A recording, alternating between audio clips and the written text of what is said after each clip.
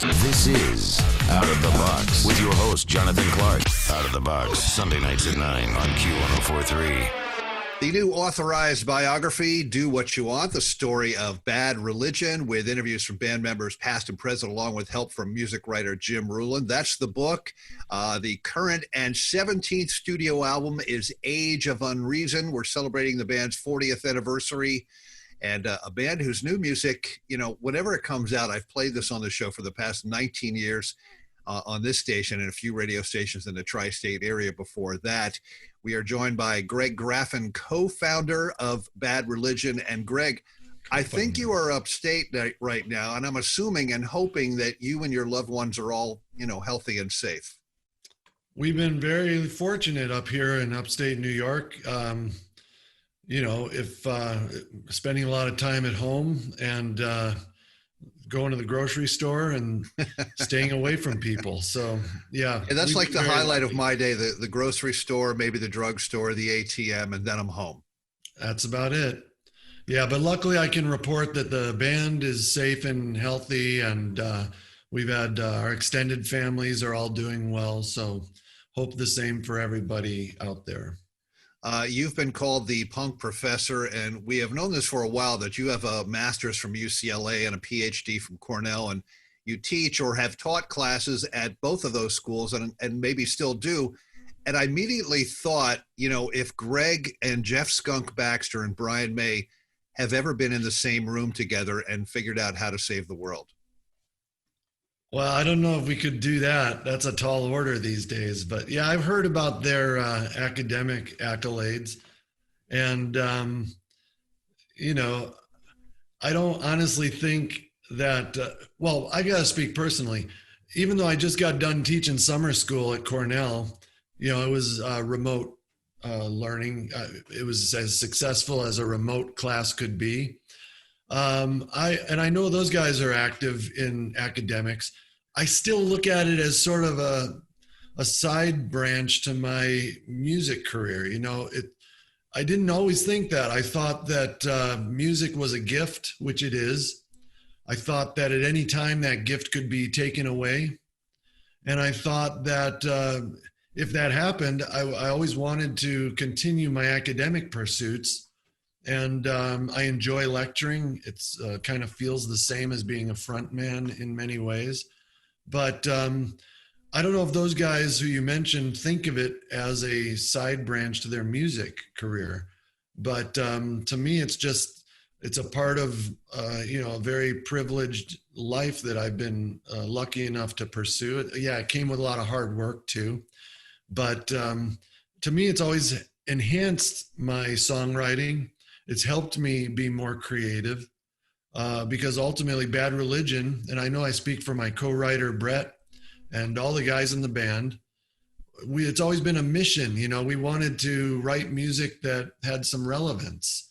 And I've always found science, my academic work, as a great source of relevance to share with the public. I mean, I don't know.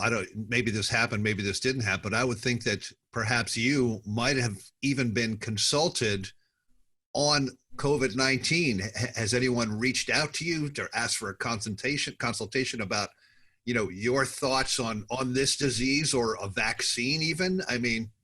Well, I teach evolution, and at the very fundamental level, this is a story of ongoing evolution that we're witnessing and experiencing right now. So I cover a little of that in my lectures.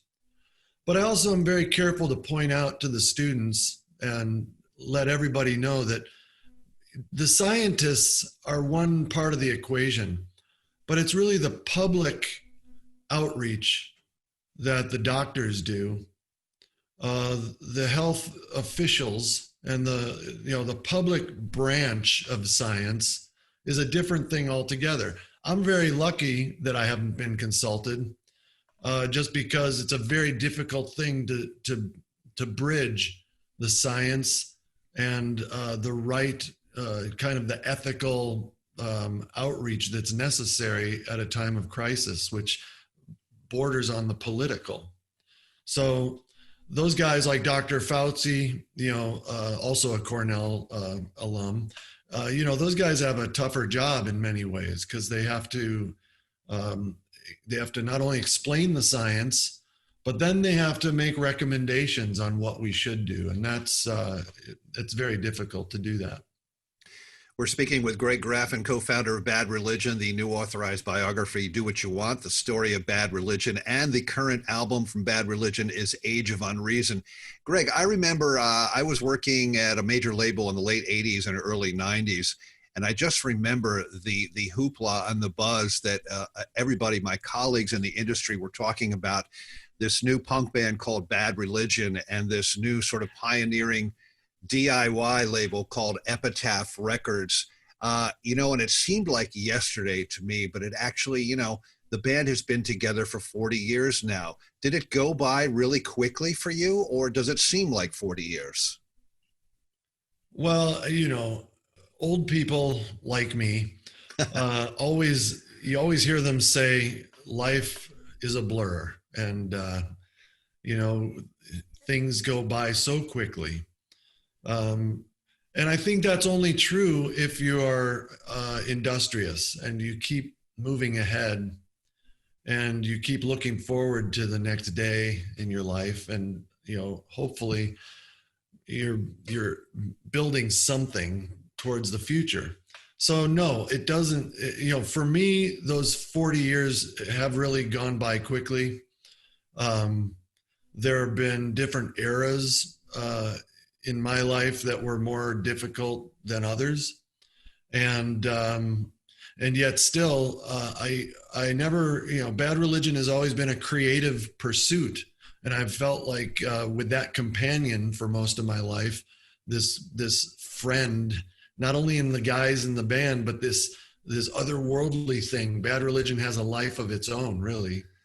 And I've always felt like that has been a symbol in my life that means there's something more to achieve. There's something more, there's a reason to get up today and share with the world some aspect of creativity. Because of that, it's never been boring. And I feel like the years have gone by quickly. Well, I'm still reading the book, and it's definitely a page turner, but a few stories really sort of stand out already for me, and I'm sure there are many more, and I can't wait to get to them. But who knew that you and Brett, two guys in one of the most famous, popular punk bands in the world, were absolute prog rock guys? Yeah, everyone asks me, what were your guys' influences in the early days? And it's because they expect you to say the Ramones and the Sex Pistols, which of course we loved those bands. That was the wave of punk just before Bad Religion started. We started in 1980. Sex Pistols were already finished. The Ramones were mostly done by that time. So of course they were very influential to us. But what we don't really talk about, except in the book, when it finally has come out, that, we loved Emerson, Lake and Palmer. I mean, come on, they're great. They were great. Nobody understands that unless they go back and listen to certain tracks and they realize, for instance, Epitaph Records was named after really a King Crimson song called Epitaph, but Greg Lake sang about that in ELP also, "Confusion will be my epitaph."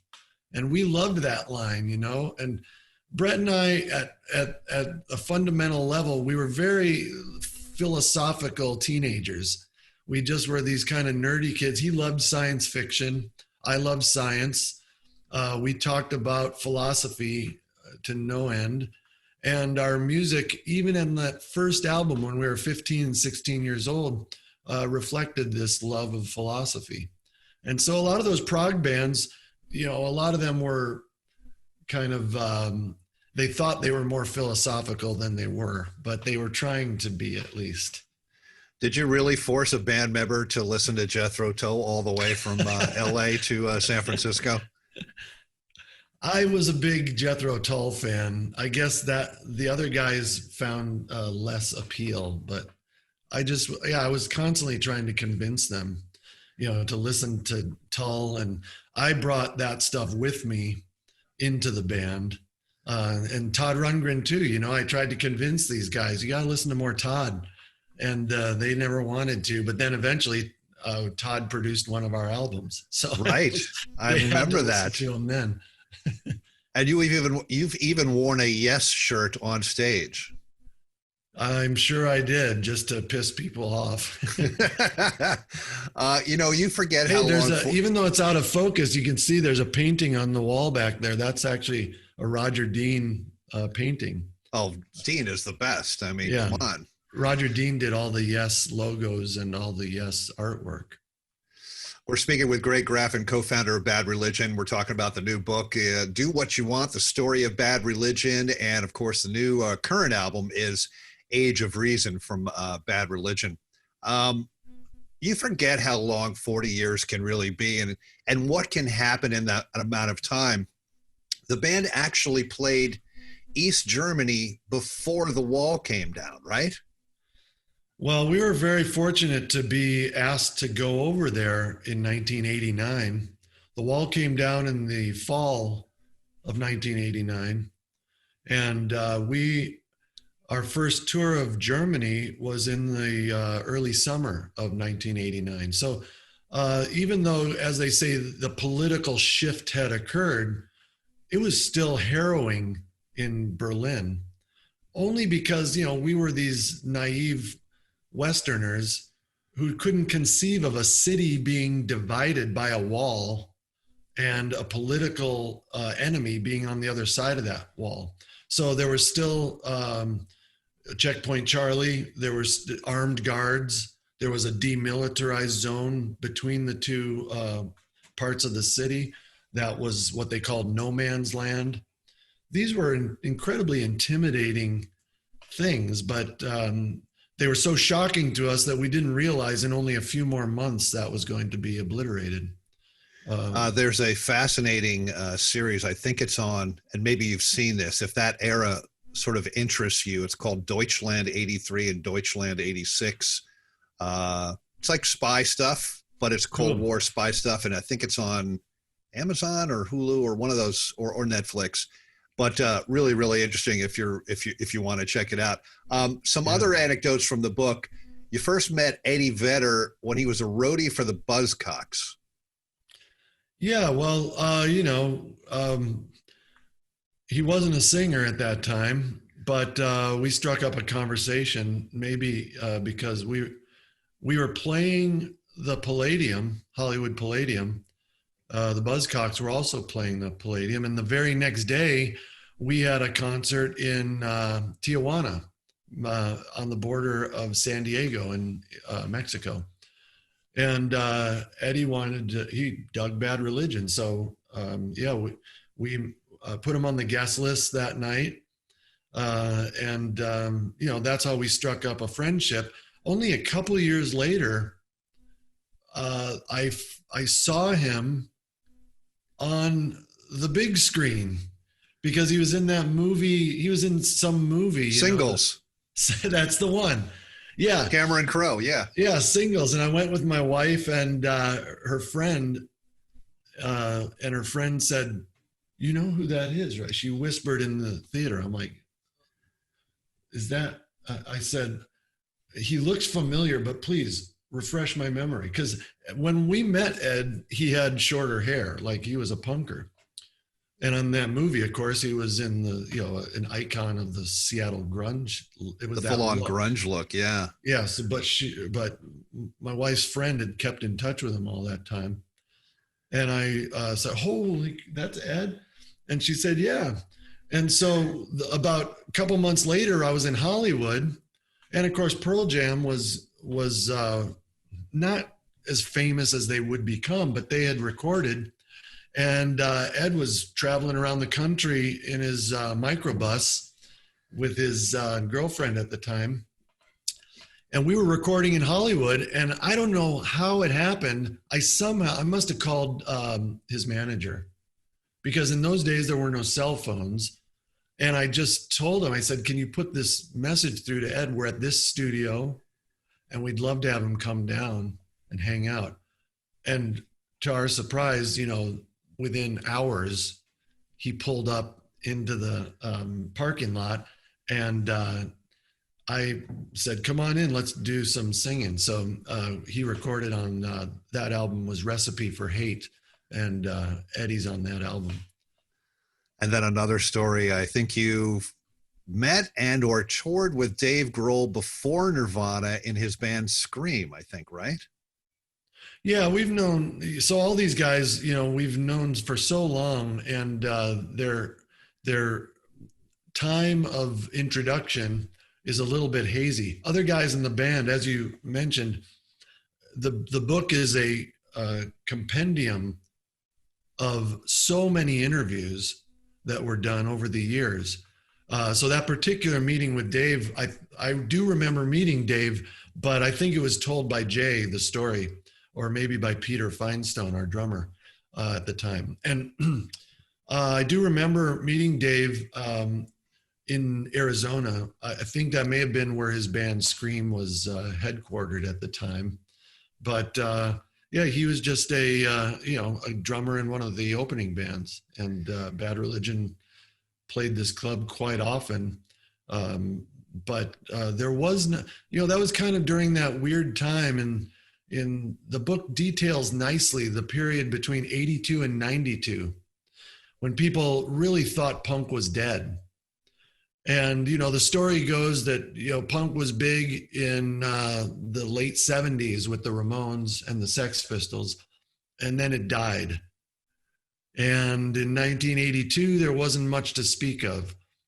But then in 1992, Nirvana happened. So there's this 10-year period where you're like, what just happened? How did they go from the death of punk in England to Seattle in 1992? Well, what this book nicely shows is that there's that 10-year gap that most histories have just glossed over or forgotten about. That would be the period when we met Dave Grohl in Arizona, and he was playing in Scream. But Bad Religion was still very active during those years, and we put out a very influential album squarely in the middle of that decade that now a lot of people cite as influential, and that was the album Suffer. And some books have now gone so far as to say that that explosion of punk wouldn't have happened in the 90s had it not been for that album and Bad Religion. That's it's up to you guys to decide. Well, talk about working with Rick Ocasek, who produced the Gray Race album. Yeah, so that was a great time in the band, it was great in some ways, but it was one of those troubling periods as well. Brett had left the band.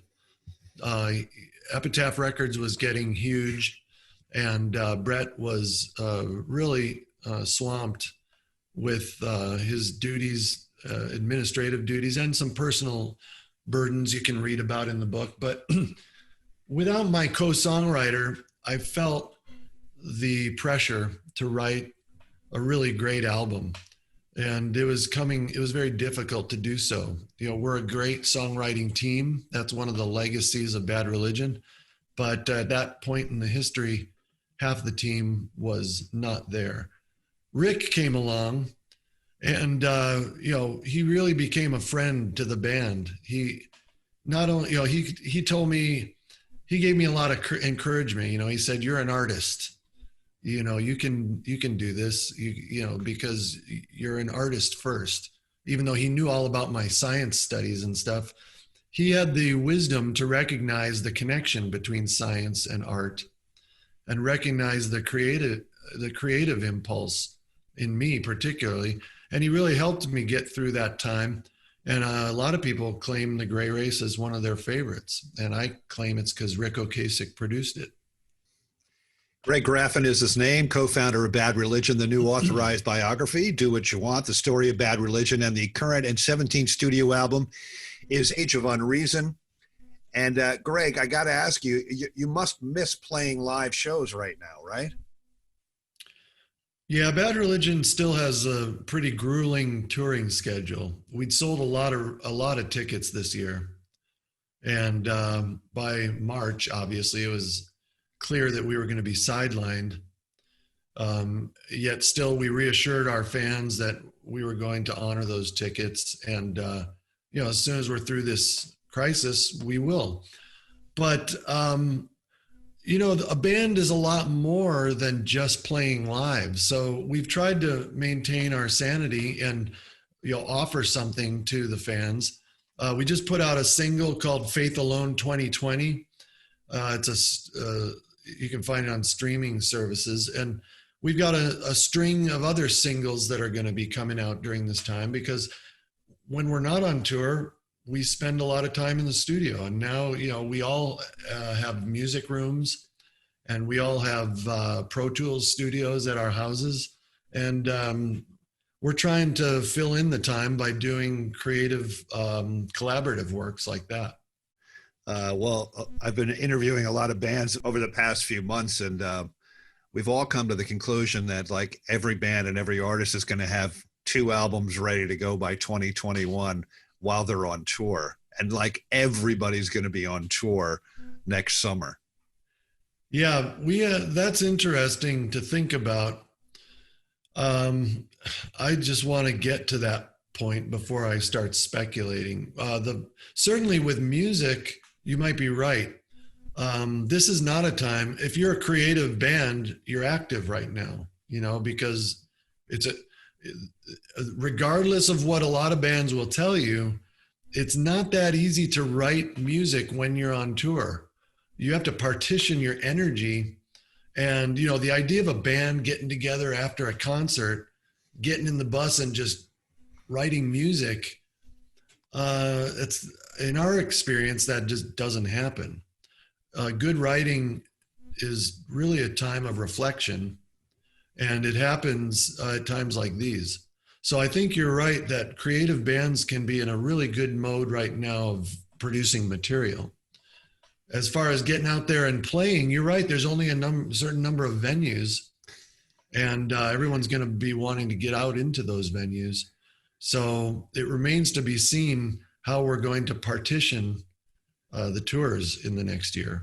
But bands like Bad Religion, certainly we have committed ourselves. We've already sold tickets, and I think those will be honored in the normal way. Well, I can't wait to see Bad Religion again. I think the last time I saw you guys was, believe it or not, at Roseland in New York City, which was a long time ago, and that venue is now closed. That's unfortunately. Right, yeah. It's That's like true. Condos or something like that. But Greg, thank you so much. Everyone, again, the new authorized biography, Do What You Want, The Story of Bad Religion, interviews from band members past and present, along with help from music writer Jim Ruland. And we're celebrating the band's 40th anniversary, and the band's current and 17th studio album is Age of Unreason. Greg, thank you so much. A real pleasure to speak with you. And again, hope to see you in New York City on a stage real soon. Hey, thanks a lot. I appreciate it, and stay safe. You too. Thanks. This is Out of the Box with your host, Jonathan Clark. Out of the Box, Sunday nights at 9 on Q1043.